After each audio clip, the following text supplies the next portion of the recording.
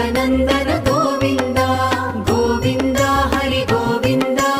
गोकुलनन्दन गोविन्द नित्य निर्मल गोविन्द